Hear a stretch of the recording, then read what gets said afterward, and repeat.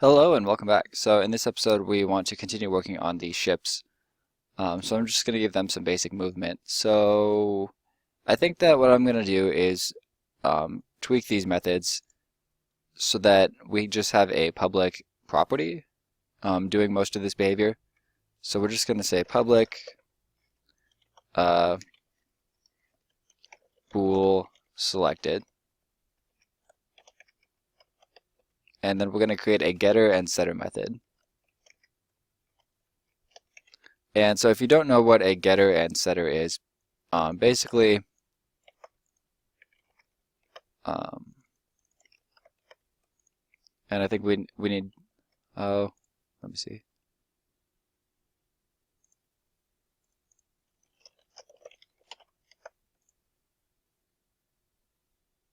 Okay, that should be fine. So we have this public Boolean variable. So it's either going to be a true or a false value. And when we set it, all we have to do to set it is to say selected equals true. And what that's going to do, it's going to call this method, and it's going to do whatever behavior is in these curly brackets. So we're going to move all this up. And we can also have a private Boolean is selected. By default, that'll be false. So when we call selected is going to become whatever value is passed in. So if we pass in true, is selected becomes true. Now if that's true, we're going to say selected. We're going to create the ring if it doesn't exist, otherwise we're going to activate it. If it's false, we're going to do all of this, which is basically just print deselected. And we don't even need that. I'm just going to delete those log messages. And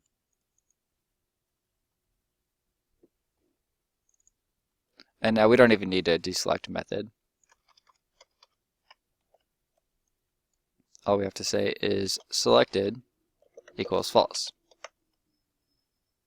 And now the nice thing about this is all of our behavior is encapsulated in one space. So when we set it to true, it does one thing. When we set it to false, it does another thing. And we can see it all in one place. And we can also control it. So if we wanted to, like we could set this to a private property, so only this class can modify it. But since we made it public, anything can access it.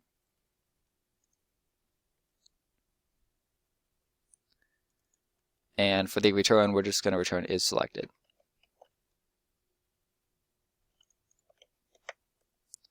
And now, I mean, this does feel a little bit messier to me now.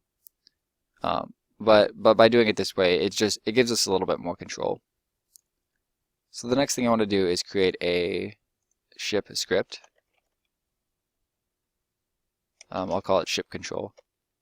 And I think we called our ship Reaper, so actually I'll just name this Reaper.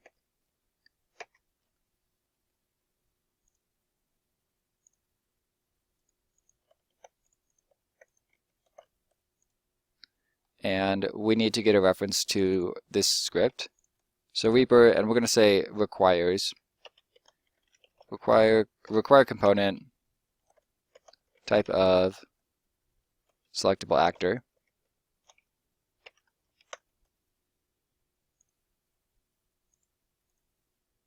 And basically what that does is if I add this component here, type Reaper, it also adds the selectable actor script.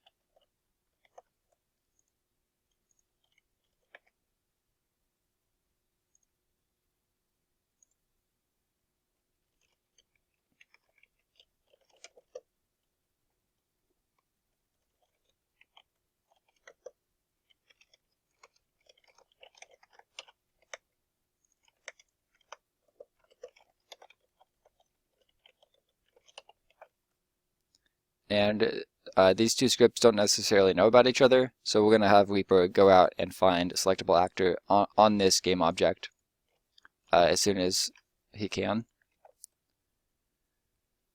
And yeah, so if he is selected, if we click around the map, we will be able to move him. And so we can tell if he is selected by just checking this selected value. So if actor dot selected, now he is selected, otherwise he's not selected.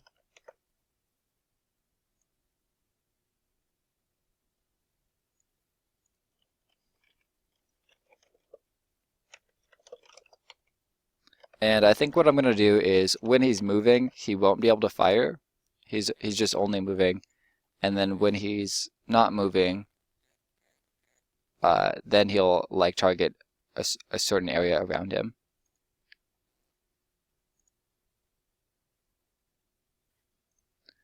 I also want to create some sort of controller so that when you select an object, it deselects everything else that was selected. So for that, I'm just going to say selection controller. And this is going to be a singleton. There's only ever going to be a single one of these in the scene. So we're going to create a game object called selection controller. Add the selection controller script. And public public selection controller instance. And in the awake function, we set that instance to itself. Oh, and this has to be static. Public static selection controller.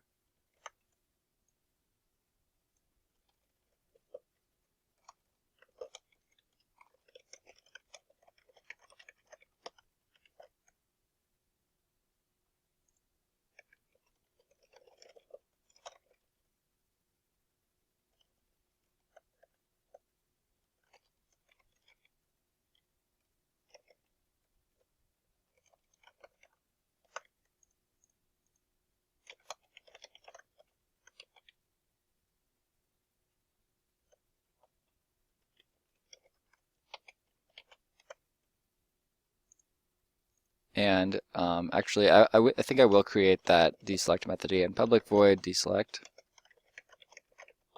And that's just going to set selected to false.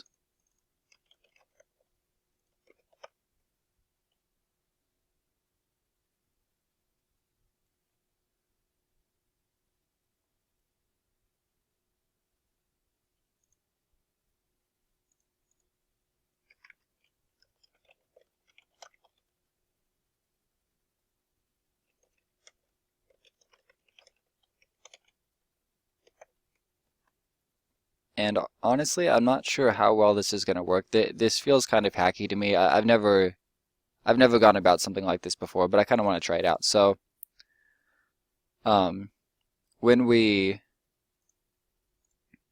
try to select an object, that's probably not going to work actually. Well, it's worth a try.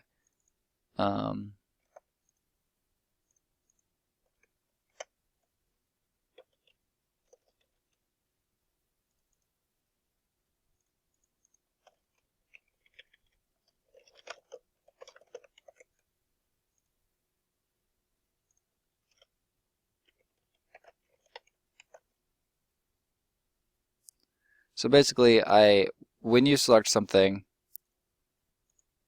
it makes itself a child of the selection controller. And then when anything else tries to get selected, it tells the selection controller, hey, I'm being selected, deselect everything else. That's going to broadcast to all of selection controller's children, which already should be registered as children, and they should all deselect themselves. We do have an error here. Cannot convert game object to transform. Easy enough.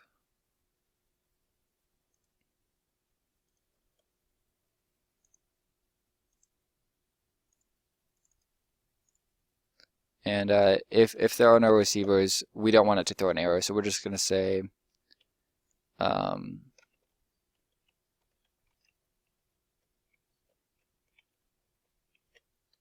Send message options don't require a receiver.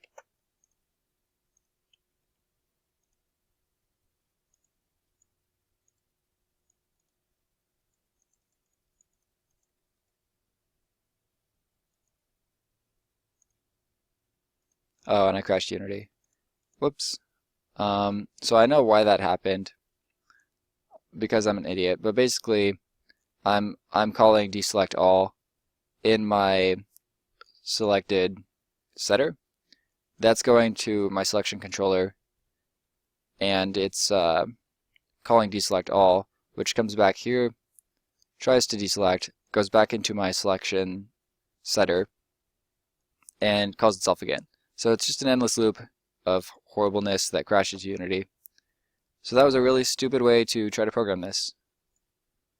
I kind of wish that I wasn't live streaming right now because that was really embarrassing. At least we know what happened. So I'm just going to start over with that singleton script. I paused the video and deleted it, and now I'm thinking that I actually want it back. So I'm going to call this, once again, selection controller.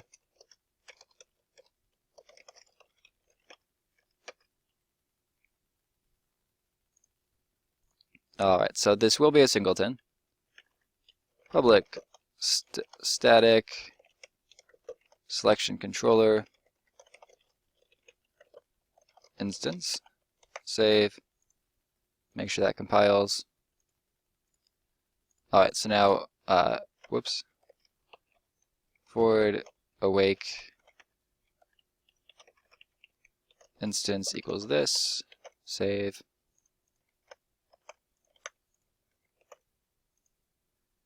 Alright, so when things are selected, we want them to tell the selection controller. And you know that actually might be a good way to go about this. So public set selection. This will be void. Public void set selection. And why don't we just pass in a game object? Game object selected. And there might be a better way to go about this, but you know, I'm just making it up as I go. So maybe it's not maybe I'm not always doing the best possible thing. But usually in game development, if it works, it works. So hopefully you'll learn something from this at least.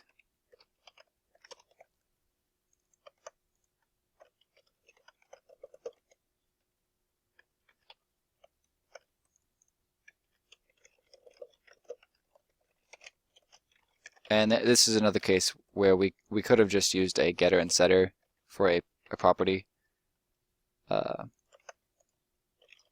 Either way is fine. Okay, so now I have this global instance. I need to put it back in the scene. Oh, and I lost my scene. Good thing we saved the scene.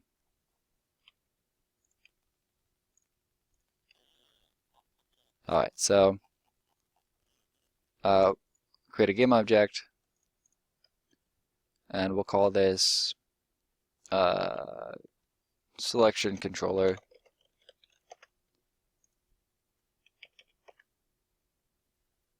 By default selected is null.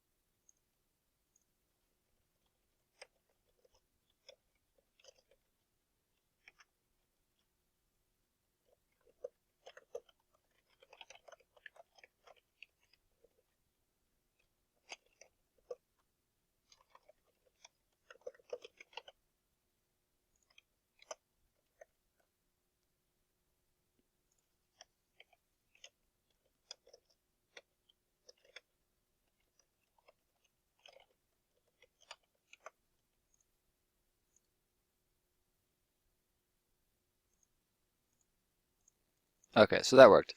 Sorry about that, guys. So basically, now I have my selection controller. It's a public static instance, so it can be referenced from anywhere. And when a game object becomes selected, they just pass in a reference to themselves. And every time we left click, so that's this piece right here, every time we left click, we just reach out to the selection controller instance. And if the game object that that guy thinks is selected is not equal to myself, then I'm going to deselect myself. So fairly straightforward. And we can right click to deselect ourselves. I think when we deselect, we also need to notify the selection controller.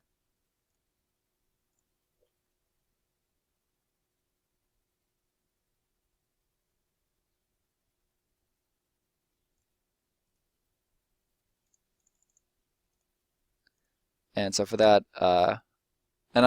yeah, so right here, Fire2, we can just say selection controller dot instance dot set selection, and we'll just give that a value of null, and that'll be fine because we can still compare against a value of null, and it's not going to break anything.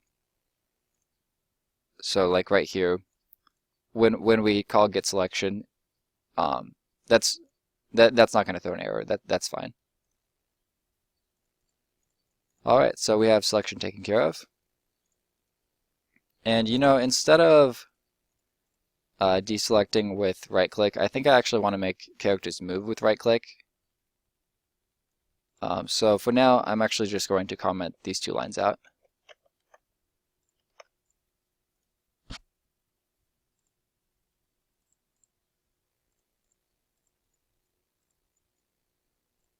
All right, so that works. The next thing we want to do is in the repo control. So when the actor is selected, in update, we're going to look for Fire2. And if that happens, we're going to set the move target. So public vector3 move target. And to set that, we need to figure out where the user clicked.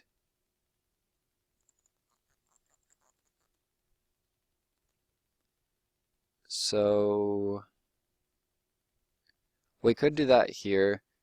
I think the more professional approach is to create a utility script for that and place it on the camera. So we'll call this camera raycast.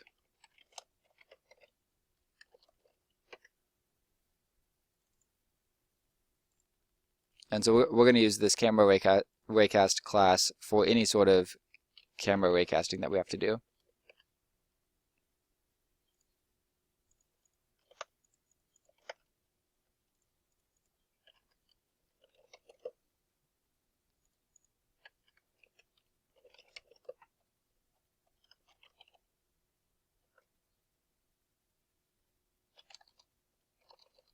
I don't know why I keep trying to capitalize static. Public static camera raycast instance.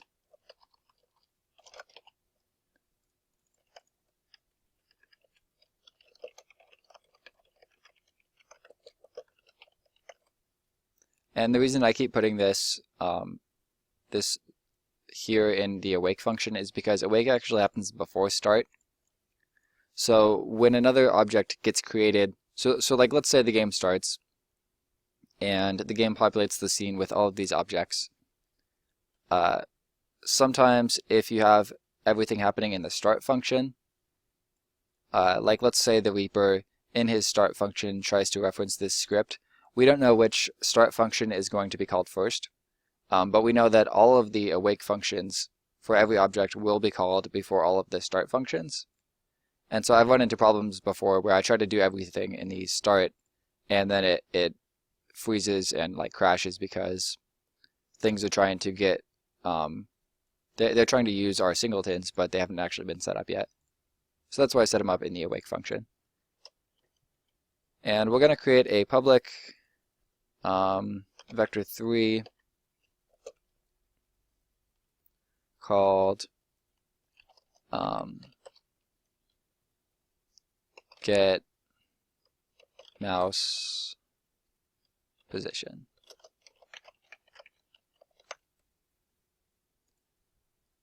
And why don't we expect a layer mask here and a distance.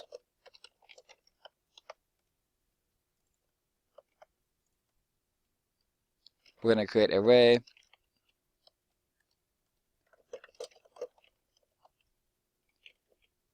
And this expects an origin and a direction. So the origin is going to be this dot game, or what we can just say game object dot, no, actually we can just say transform dot position. That's easier. And transform dot forward. We're going to create a new raycast hit and just call it hit. And now we're actually going to perform the raycast. If physics dot raycast, we're going to pass in the ray. We're going to bring out the hit. Max distance will be distance that was passed in, and layer mask is also passed in. And we need a second parenthesis there. Alright, so start where the camera is, go out in the direction it's facing. If you hit something, return it in this hit object. And the array will only go out this far and only hit objects in this layer mask. So now we can just return hit dot position.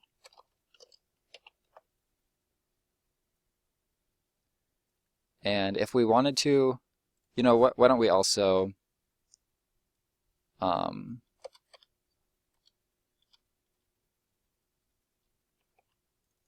I'm going to rename this to camera raycast. And I also want to save the results of this as game objects and transforms. So public game object, hit object, public transform, hit transform, public vector3 hit point.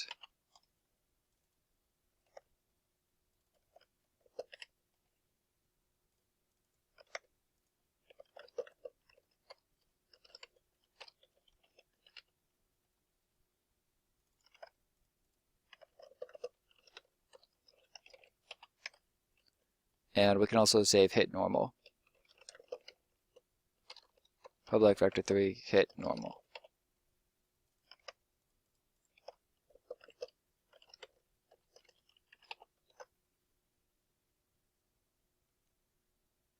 And camera raycast. Oh, so it's not happy about this because that's what I named the class.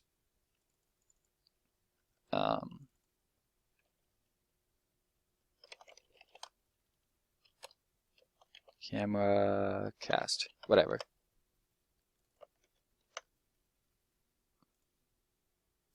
Oh, and also this is going directly forward from the camera, so this is kind of an error. So it's going forward and it's going to hit the point right in the center. We want it to hit the point where the mouse is. And for that, we want the ray to go in the direction toward the mouse position in world space, which is kind of complicated to figure out. So I'm actually going to Google that. Camera raycast to mouse.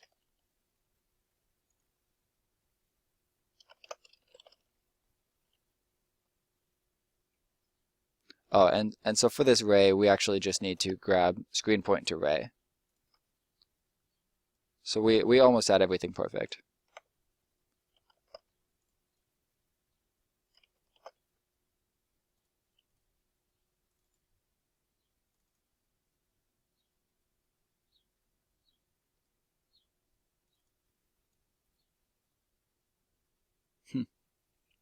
I literally copied this directly out of the documentation. Oh, and that's because we don't have a reference to the camera. So we can say camera capital dot main dot screen point array. Is that going to work? So we get the mouse position, we have a ray going from the center of the camera to that position, and we do our raycast. And we want to return hit dot point.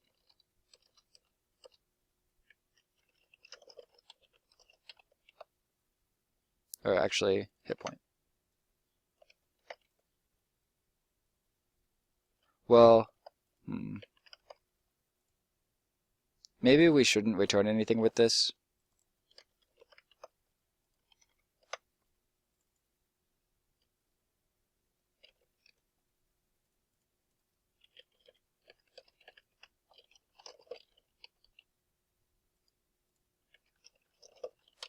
Alright, so now what we're doing is, if we hit something, we'll return true. If we did not find anything, we'll return false.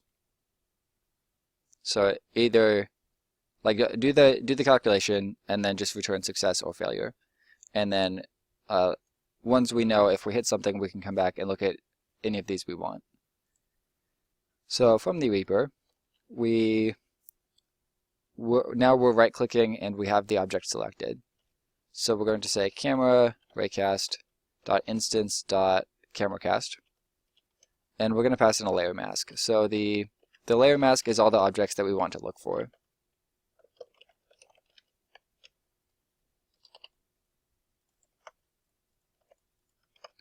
And so like if there was like a cloud of smoke rising up through the scene, if you click into the scene, you probably don't want to click on the smoke. You want to click on whatever the ground is behind the smoke. So that's what the layer mask is useful for. We can ignore like particle effects and literally anything we want. We'll just manage the layers on our own. And then distance, and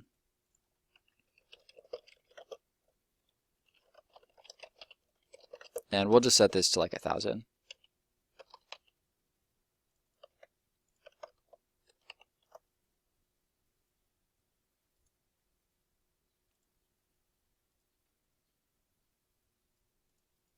And we're not actually printing anything. So that's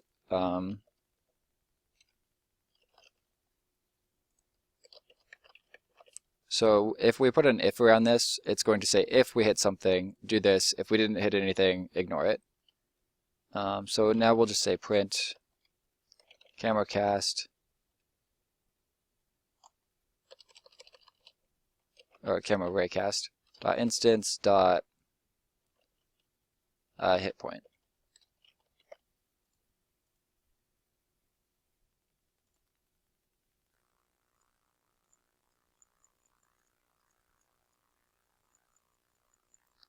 And we're not getting anything. Oh, and that's because the layer mask is currently empty. So, oh, and we don't even have the Reaper script attached here. Alright, so actor, what is that? Select black. So let's set this to private, or we can just say,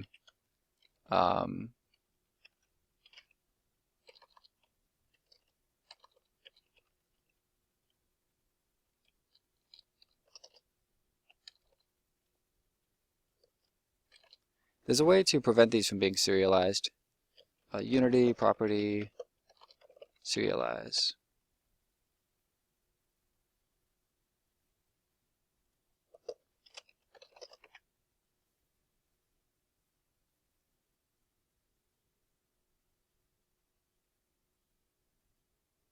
Oh, non-serialized. Okay, so,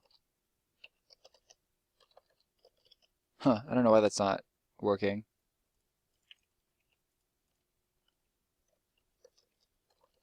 Weird.